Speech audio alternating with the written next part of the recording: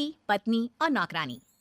शीतल और अभिमन्यु की शादी को 5 साल हो चुके थे, लेकिन अभी तक उनका कोई बच्चा नहीं हुआ था।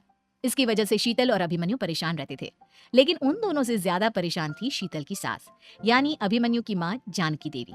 जानकी देवी चाहती थी कि जल्दी से जल्दी उनकी गोद में पोता या पोती आ जाए, और इसलिए वो अपनी बहू शीतल को लेकर एक दिन हॉस्पिटल पहुंची।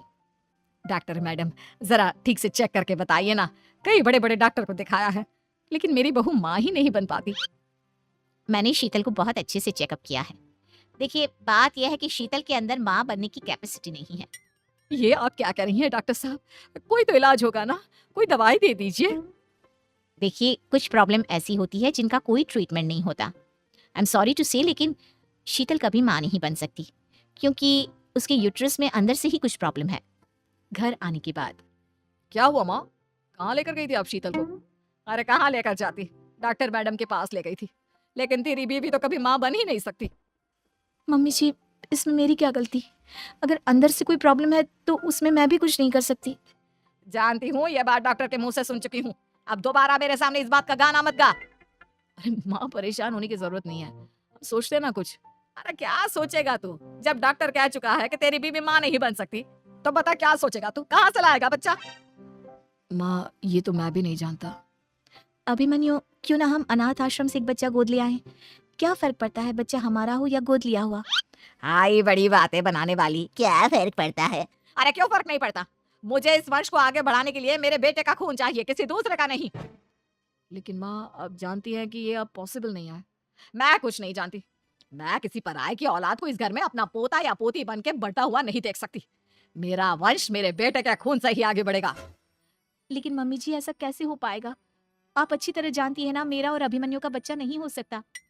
तो मैं अपने बेटे की दूसरी शादी करवाऊंगी, और अपनी दूसरी बीवी से ये मुझे बच्चा पैदा करके देगा। ये आप क्या कह रही हैं माँ? मैं किसी और से शादी नहीं करने वाला। मेरे रहते हुए आप अभिमन्यु की शादी किसी और से करवाएंगी? मम्मी जी, आप ऐसा कैसे कर सकती हैं? तू बस देखती जा बहू, मैं ऐसा कैसे कर सकती हूँ।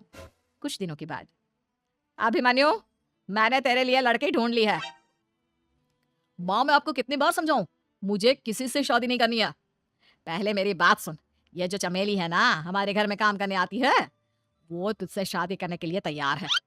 मम्मी जी, आप अभिमन्यु की शादी एक नौकरानी के साथ करवाएंगी? वो इसलिए क्योंकि चमेली दिखने में बहुत खूबसूरत है, बच्चा भी सुंदर ही होगा। मम्मी जी, लेकिन एक बच्चे के लिए अपने बेटे की शादी नौकरानी के साथ करवाना, क्या ये सही है? अगर अभिमन्यु ने शादी नहीं की ना, तो मैं अपनी जान दे दूंगी। अब देख लो, अगर तुम्हें अपनी माँ की जान प्यारी है तो तुम्हें इस नौकरानी के साथ शादी करनी ही होगी। इस तरह जानकी देवी अपने बेटे अभिमन्यु की शादी नौकरानी चमेली के साथ करवा देती है। कुछ दिनों के बाद, नौकरानी से मालकिन बन के तो मजा आ गया। अब तो मैं इस घर की मालकिन हूँ। देखो, अपने आप को ज्यादा मालकिन समझने की कोशिश मत करो। एक बार तुम्हारा और अभिमन्यु का बच्चा इस दुनिया में आ जाए, उसके बाद तुम इस घर से हमेशा के लिए चली जाना। अरे जाओ जाओ, किसी और के आगे बातें बनाना, एक बच्चा तो पैदा नहीं कर सकी। बढ़िया आई, जाओ जाकर मेरे लिए कॉफी बना कर लाओ। नौकरानी मैं हूँ या तुम? मम्मी जी, देखिए ना शीतल मुझसे किस तरह से बात कर रही है।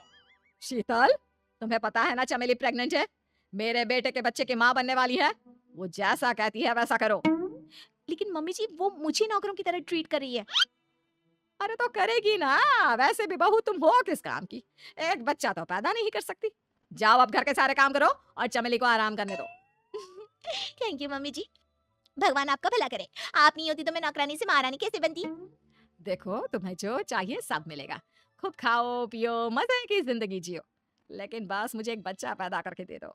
कुछ दिनों के बाद, मम्मी, बच्चे के लिए आपने मेरी शादी चमेली के साथ करवा तो दी, लेकिन दिन और रात का चैन मिट गया है। सारा दिन शीतल और चमेली की बहस चलती रहती है। अब शीतल को इस घर में रखने से क्या होगा? मैं तो कहती हूँ उसे घर से निकाल दो, है भी किस काम की। मैं ऐसा नहीं कर सकता माँ, वो मेरी पत्नी है, उससे बहुत प्यार करता हूँ मैं। तुम्हारी पत्नी चमेली है, चमेली, उससे प्यार करो। अरे तुम्हारे बच्चे को जन्म देने वाली है वो। अभिमन्यु, मैं खुद ही इस घर से चली जाती हूँ। वैसे भी अपने ही घर में नौकरों की तरह रहकर परेशान हो चुकी हूँ। घर की नौकरानी मेरे ऊपर हुक्म चलाती है, वो तुम्हारी पत्नी बन चुकी है। अब मेरा इस घर में क्या काम? अभिमन्यु के बार बार रोकने पर भी शीतल उस घर से चली जाती है। कुछ दिनों के बाद चमेली एक बच्चे को जन्म देती है। भगवान ने मेरी सुन ली, मेरे बेटे का घर भर गया, उसका अपना बच्चा इस दुनिया में आ गया। मम्मी जी, बच्चे को हाथ लगाने से पहले मेरी एक शर्त सुन लो। तुम कहना क्या चाहती हो चमेली? आपकी मम्मी को बहुत शौक था ना अपने पोते को खिलाने का। अब देखो इस दुनिया में हर चीज की कोई ना कोई कीमत तो होती है। तुम अपनी आधी प्रॉपर्टी मेरे नाम कर दो, बच्चा तुम्हारे नाम। अरे लेकिन मैंने अपने बेटे से तुम्हारी शादी करवाई है, अब ये सौदेबाजी कहाँ से आ गई? जो औरत अपनी बहू को घर से निकाल कर एक नौकरानी के साथ अपने बेटे की शादी करवा दे, वो तो सौदेबाजी कर ही सकती है ना। उसका कैसे भरोसा कर सकते हैं? मुझे बस आप लोगों की प्रॉपर्टी चाहिए, उसके बाद ही बच्चे को आप हाथ लगा सकते हैं। मैंने कहा था ना मम्मी, आप गलत कर रही हैं। देखिए, उसका नतीजा आपके सामने है। जब शीतल को पता चलता है कि अभिमन्यु और चमेली का बच्चा दुनिया में आ गया है तो वो अपने घर पहुंचती है। अभिमन्यु, कहाँ है आपका बच्चा? क्या मैं उसे देख सकती हूँ? कुछ भी मत पूछो शीतल, माँ की हुई एक गलती हम लोगों पर भारी पड़ रही है। वो नौकरानी अपनी औकात पर आ गई है और अब हमसे अपनी आधी प्रॉपर्टी मांग रही है, वो भी बच्चे के बदले में। एक बात कहूँ अभिमन्यु, आप उससे कुछ भी देने से मना कर दो। अरे कैसी बात कर रही हो?